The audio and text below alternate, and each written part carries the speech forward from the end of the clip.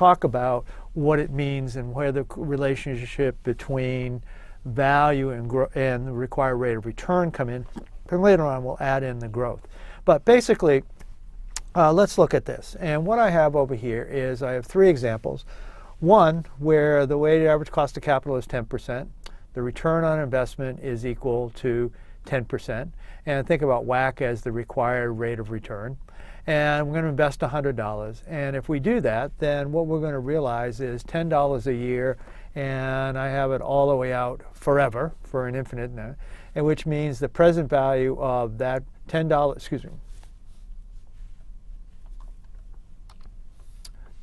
which means that the present value of $10 a year forever is equal to, let's stop.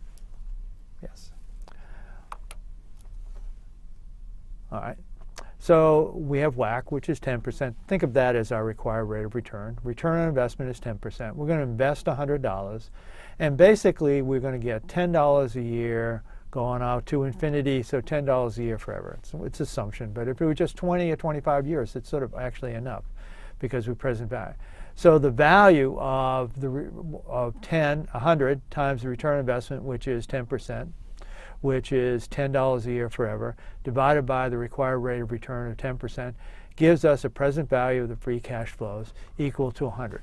So in effect, if we have a project that has a required rate of return equal to the return on the investment, basically it's a zero NPV project, and we put in 100 and the value of it's 100. It doesn't mean it's a bad project, just that it doesn't create any more value.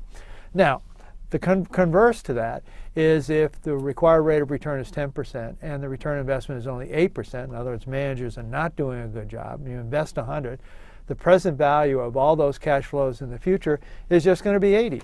And so therefore, you've actually had a negative net present value. Finally, here's the case where the required rate of return is 10%. The return on investment is 12%. If we invest 100, we have a present value of the cash flow every year would be 12, and the present value of that infinite $12 a year forever is $120. So in this case, we would have a positive NPV project. We would basically have created value of $20.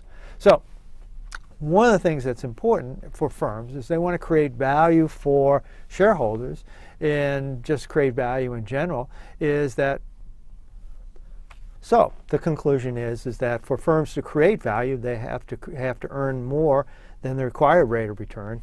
And in doing that, what they have to do is create a competitive advantage. And that winds up being a key thing. Now, one of the things that I think is going to, especially for this class, is that firms' competitive advantage doesn't last forever.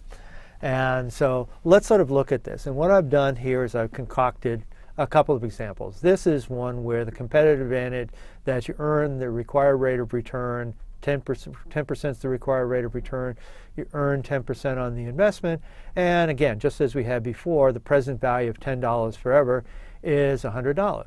Now, suppose that what we did is, I'll do this one first, the 5-year, okay? Suppose that what you're able to do is earn 12% for 5 years, and then you earn, in other words, you have a competitive advantage for 5 years, and basically after that it winds up just earning your return on investment just 10% or $10 every year.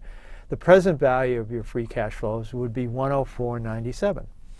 Conversely, if we look over here, we have required rate of return of 10%, return on investment of 12%, an investment of 100, and what we wind up with is 110.67 is the present value of the free cash, the cash flows, because you get $12 a year for 10 years and then $10 a year forever.